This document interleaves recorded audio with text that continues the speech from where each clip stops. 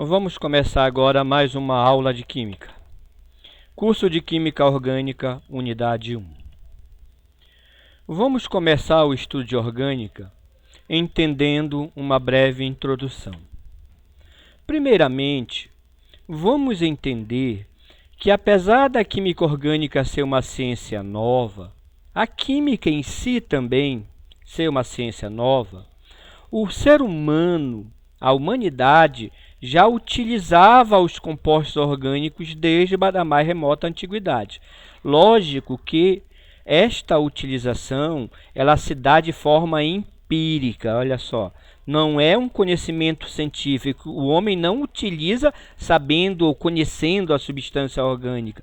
Ele utiliza de forma empírica, um conhecimento que ele adquiriu, tá, na prática. Então, ele sabe que aquela substância orgânica faz determinada coisa, então ele utiliza, mas ele não tem um conhecimento científico, certo? Mas, mesmo assim, isso já é considerada a utilização de compostos orgânicos. Por exemplo, o homem pré-histórico, ele utilizava o fogo. Então, a partir do momento que o homem pré-histórico passou a utilizar este fogo, já se dá a utilização de compostos orgânicos.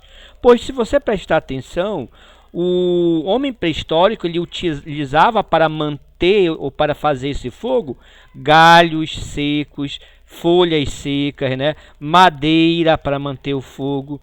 Então, esse material ele é um material orgânico. Então, se você pensar um pouco, você já está observando o homem a utilizar os compostos orgânicos. Ele não ia colocar pedra no fogo para manter o fogo, ele ia usar madeira, ele sabia que aquele material ele era combustível. Então, é um conhecimento empírico, mas já é a utilização de compostos orgânicos pelo ser humano, certo? Então, é isso que você deve entender. O homem já utiliza o composto orgânico bem antes do surgimento da química em si. Né? Esse conhecimento é um conhecimento empírico e não um conhecimento científico. Né? Citando outros exemplos para você entender melhor, olha, o álcool, né, é uma substância orgânica, você sabe agora que é um composto orgânico, né? E o homem já utiliza esse composto aproximadamente 10 mil anos atrás, o homem já utilizava. O vinagre, que é outro composto orgânico, o homem já utiliza há mais de 8 mil anos. Então, a utilização de compostos orgânicos se dá pelo homem desde a mais remota antiguidade, muito antes do surgimento da química. É um conhecimento que nós chamamos empírico, certo? Vamos também entender que durante o século XVIII, né, certo? Finalzinho do século XVIII, 1700, quase chegando em 1800, tá? Dois movimentos, o Iluminismo e a Revolução Industrial, são movimentos que você estuda lá na parte de História. Né? Você tem aqui uma imagem em referência à Revolução Industrial e uma imagem em referência ao Iluminismo. Esses movimentos históricos, eles contribuíram também para o desenvolvimento científico, né? O desenvolvimento das ciências, né? E, consequentemente, eles contribuíram também para o surgimento da química orgânica. Neste período, esses dois movimentos, eles fortaleceram o estudo de compostos que eram encontrados em organismos vivos. Então, nessa época, os cientistas da época, eles começaram a se interessar por essas substâncias. Eles também começaram a observar esse tipo de substâncias, as substâncias que eram encontradas em organismos vivos. O ácido tartárico, que ele era extraído da uva. A uva é um ser vivo, por ser um vegetal. O ácido cítrico era extraído do limão, também um ser vivo. E o ácido lático, que era encontrado no leite. E o leite vem de um ser vivo, no animal.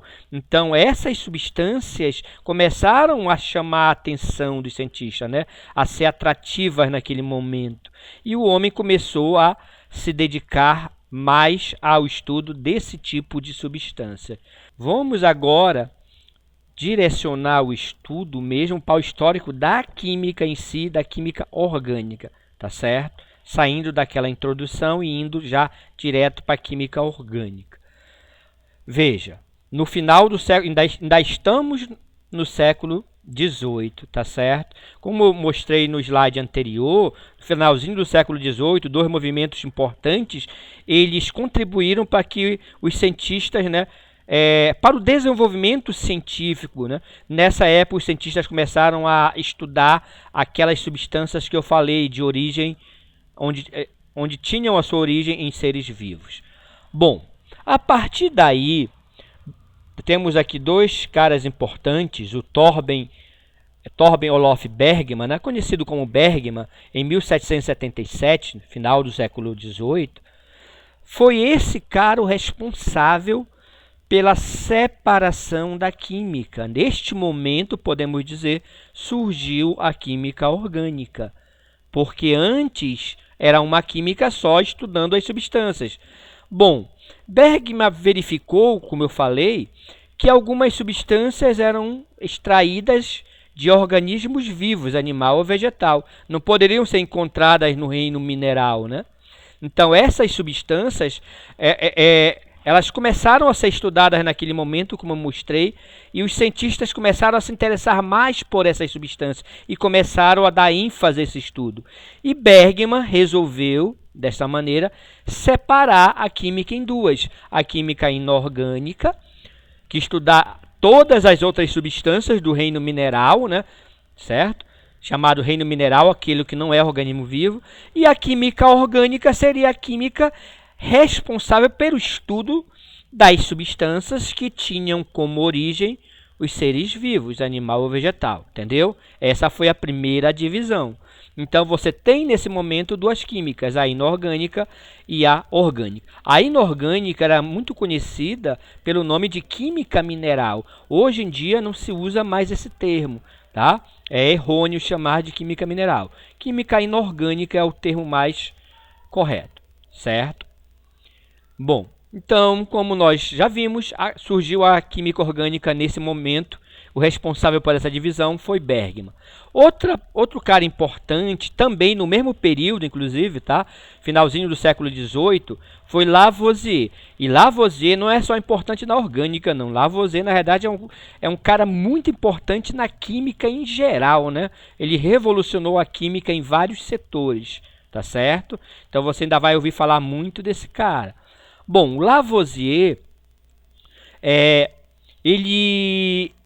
a sua especialidade, tá? Certo? Ele entendia muito de análise. Ele foi o cara que revolucionou a análise dos compostos, tá certo? Então, o que ele fez? Observando que nesse momento surgiu uma nova química, né, a química orgânica, que estudava os compostos que tinham origem em organismos vivos, naquele momento essa era a novidade. Ele resolveu fazer a análise dessas substâncias que estavam sendo estudadas no momento, né? As substâncias orgânicas. Então, ele pegou diversas substâncias orgânicas da época, né? Que naquela época não eram tantas assim, mas ele pegou as substâncias orgânicas conhecidas e fez a análise dessas substâncias, né? Identificou, analisar, quebrar as substâncias, identificar elemento por elemento que tinha naquela substância. Então, ele fez essa análise e identificou que todas as substâncias orgânicas que ele analisou tinham o elemento carbono. Tá? Olha só. Toda a substância orgânica que ele analisou tinha o elemento carbono. Não tinha só carbono. Tinha vários elementos. Mas sempre o carbono estava no meio dessa parada. Nenhuma substância que ele analisou, que era dita de orgânica na época, que ele analisou, nenhuma delas era ausente de carbono. Todas tinham o carbono. Então, ele chamou a atenção para esse fato, porém, nesta época, não se deu tanta importância para essa descoberta. Mas nós vamos ver, mais adiante, que esse fato é um fato importantíssimo. Certo? Então, dois caras importantes no histórico, como eu falei, Bergman e Lavoisier. Continuando o histórico, já no século XIX, tá certo? Já em 1800 e lá vai porrada. Dois caras importantes, vou chamar a atenção de vocês. Berzelius, tá certo? Olha só, John Jacob Berzelius. Ele formulou em 1808 uma teoria chamada teoria da força vital ou teoria do vitalismo.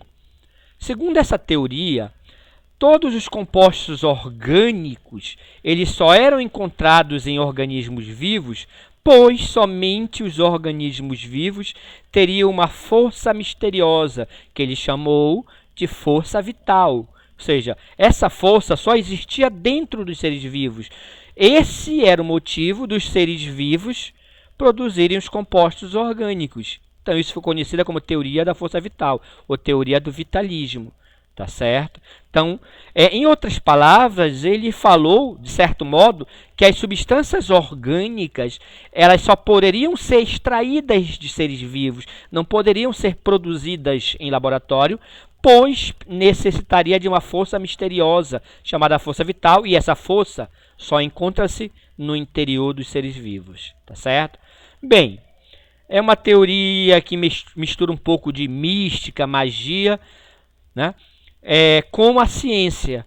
Porém, não se podia falar nada contra esta teoria na época, pois, se você perceber, todas as substâncias orgânicas da época conhecida eram extraídas de organismos vivos, de seres vivos.